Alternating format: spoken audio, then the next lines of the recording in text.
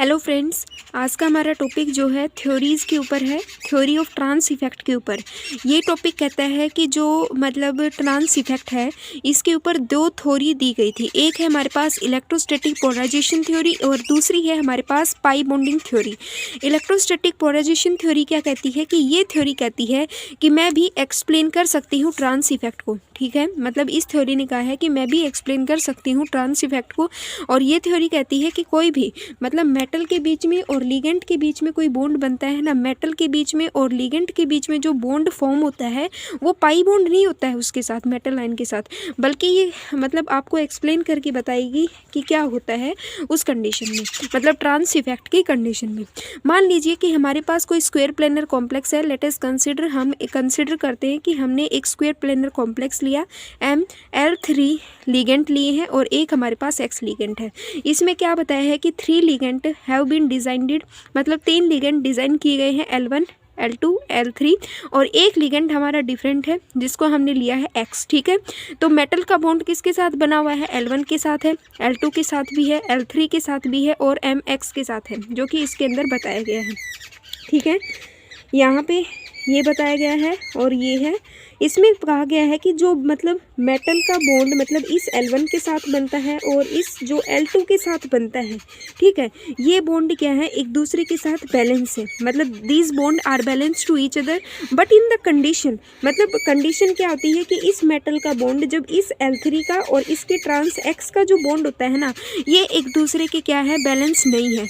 मतलब Ml3 bond, Ml3 का bond और Mx का बॉन्ड जो है ये एक दूसरे के बैलेंस नहीं है। इसमें क्या कहा गया है कि जो हमारे पास L3 एंड X का जो बॉन्ड है ये एक दूसरे के डिफरेंट है ईच अदर, मतलब जैसे कि L1 और L2 एक दूसरे के मतलब सेम से ही है और ये एक दूसरे के ट्रांस है और एक दूसरे को बैलेंस करते हैं, but in the condition L3 और X बिल्कुल ही डिफरेंट है।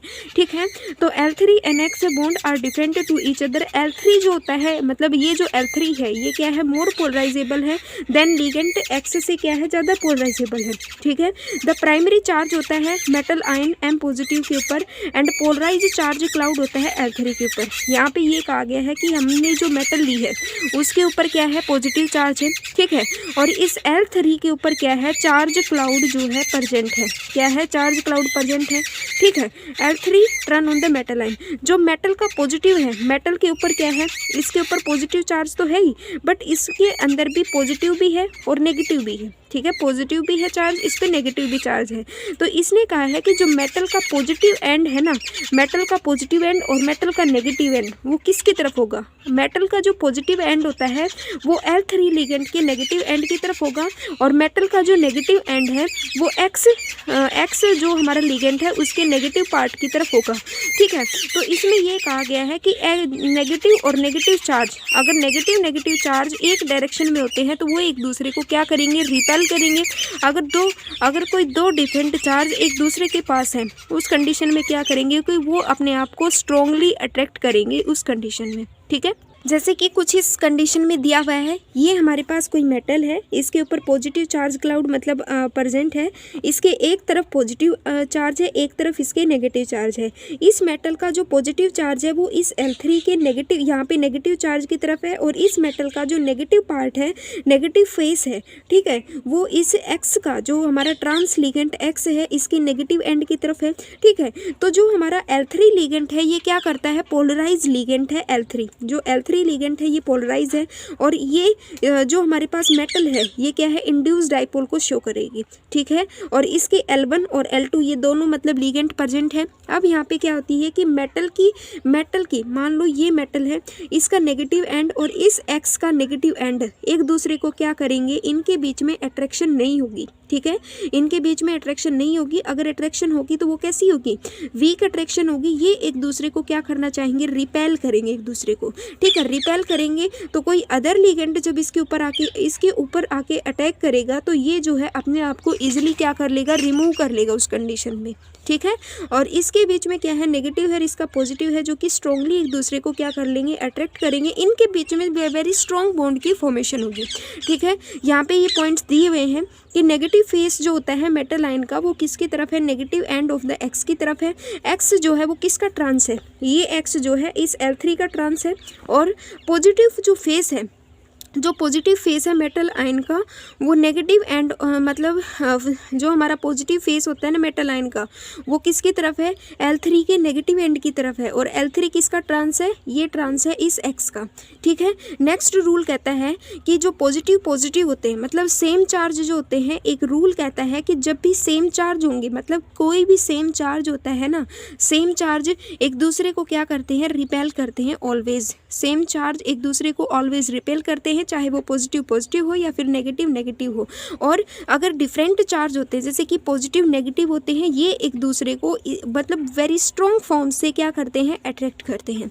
ठीक है, सेम ऐसे ही मेटल का क्या है, metal having negative charge and ligand x का भी क्या है, नेगेटिव चार्ज है। तो इस कारण से ये एक दूसरे को क्या करेंगे, रिपेल करेंगे। तो इनके बीच में जो बॉन्ड है वो बनेगा, वो कैसा बनेगा, वीक बॉन्ड बनेगा।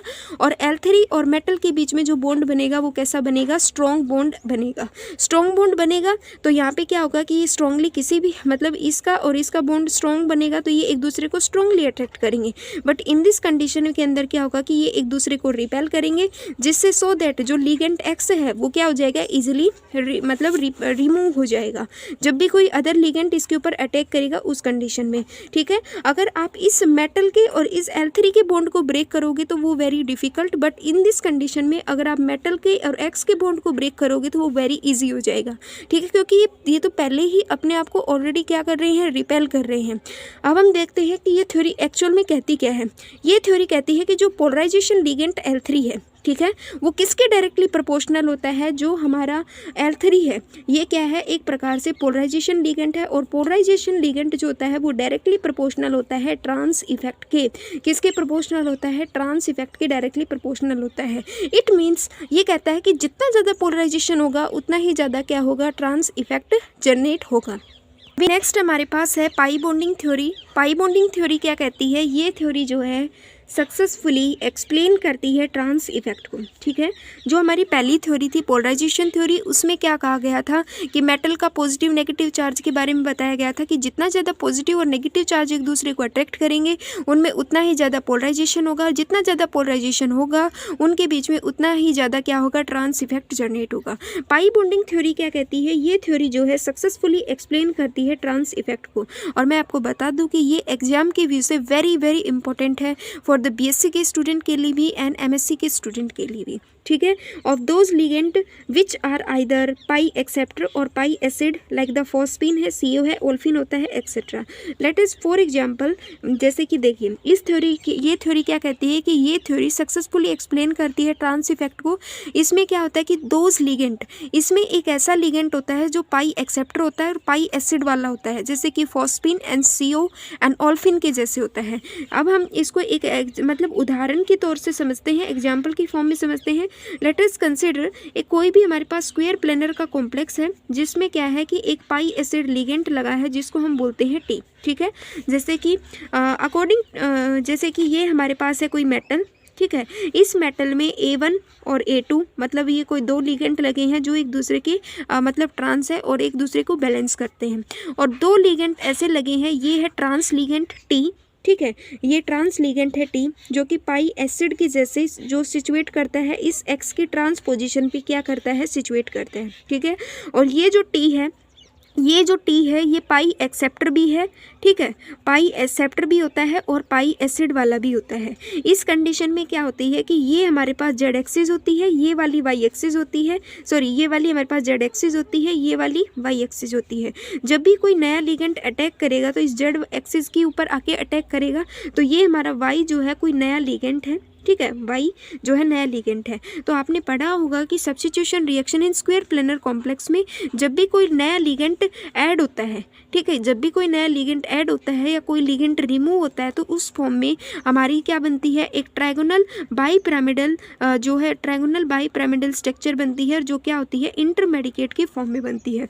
उस कंडीशन में क्या है कि ये एक्स है, ये टी है और ये वाई होता है। यहाँ पे क्या होता है कि ये जो टी है ना, ये टी है, टी जो होता है पाई एसिड और पाई एसिड वाला पाई एक्सेप्टर और पाई एसिड है। ये क्या करेगा कि इस मेटल के साथ इस मेटल की क्या, ये जो मेटल है ना, मतलब ये जो मेटल है क्या इस मेटल के साथ क्या करेगा, ओवरलैप करेगा, इसकी ऑर्बिटल के साथ क्या करेगा, ओवरलैप करेगा, तो इसके साथ बॉन्ड की फॉर्मेशन करेगा, ठीक है। और इस एक्स के साथ ये इसके साथ ओवरलैप करवाएगा और इसके साथ बॉन्ड क्या कर देगा, ब्रेक करवाना शुरू करेगा, और इस वाई के साथ क्या कर देगा, बॉन्ड को फॉर्मेशन करवाना स्टार्ट करेगा। तो हम ये कह सकते हैं कि ये थ्योरी क्या कहती है कि एक ऐसा कॉम्प्लेक्स होता है जहाँ पे एक ऐसा लिगेंड लगा होता है जो रिमूव कर देता है डी ऑर्बिटल इलेक्ट्रॉन्स को फ्रॉम द मेटल आयन से, ठीक है। According to this theory correlation exist between the tendency होती है किसी भी लिगेंड की जो रिमूव कर देता है डी ऑर्बिटल ऑफ इलेक्ट्रॉन को फ्रॉम द मेटल आयन के साथ बाय द पाई बॉन्डिंग के जरिए and their magnitude of the trans effect के जरिए, ठीक है। यहाँ पे ये कहा कि ये इस ट्रांस इफेक्ट जो पाई एक्सेप्टर है, पाई एसिड है, ये इस मेटल के साथ क्या लेगा, इसके अंदर एक ऐसी टेंडेंसी होती है जो यहाँ पे डी ऑर्बिटल बनी हुई थी ना, उनको रिमूव करके और खुद के साथ इसकी इस मेटल की क्या करवा लेता है, ओवरलैपिंग करवा लेता है, ठीक है। ट्रायंगुलर बाईपिरामिडल जो ज्योमेट्री थी हमारे पास ये वाली, ये क्या होती है, विच कैन स्टेबलाइज हो जाती है इम्पटी पाई ऑर्बिटल, इम्पटी जो पाई ऑर्बिटल है जिसमें पी डी और पाई जो एसिड था ऑफ लिगेंड टी, वो ओवर जो पाई एसिड लिगेंड था, ये हमारा जो पाई एसिड लिगेंड है टी, ये ओवरलैप कर जाता है इस नॉन बॉन्डिंग मतलब non bonding fully filled orbitals के साथ, फुल्ली फिल्ड डी ऑर्बिटल्स के साथ जब ओवरलैप करेगा तो यहाँ पे डी पाई मतलब पी पाई बॉन्डिंग की क्या कर देता है, फॉर्मेशन कर देता है। अब आई होप आपको अब समझ में आया होगा कि ये कोई टी ऑर्बिटल है, ज्योमेट्रिक जो मतलब ये ट्रायंगुलर बाईपिरामिडल ज्योमेट्री बनी। इस कंडीशन में जब ये कोई टी है, ये क्या है, एक प्रकार से पाई एक्सेप्टर है, पाई एसिड वाला है, ये क्या करेगा कि इस मेटल की जो वैकेंट ऑर्बिटल है, ठीक है, वैकेंट ऑर्बिटल है और ये वैकेंट ऑर्बिटल फुल्ली फिल्ड है, तो ये क्या करेगा कि ये कहेगा कि तेरी जो फुल्ली फिल्ड है ना वो मेरे को दे दे, ठीक है। तो इस कंडीशन में ये क्या करेगा, इसके साथ ओवरलैप कर लेगा और इनको मतलब वैकेंट में छोड़ देता है। तो और जब मतलब इस ट्रांस टी के साथ और इस मेटल के साथ क्या होती है कि ओवरलैपिंग होती है ना, उसी को ही हम क्या बोलते हैं, पाई बॉन्डिंग बोलते हैं, ठीक है। ये होती है हमारे पास पाई बॉन्डिंग थ्योरी है, जो कि आई होप आपको ये समझ में आई होगी। Thank you.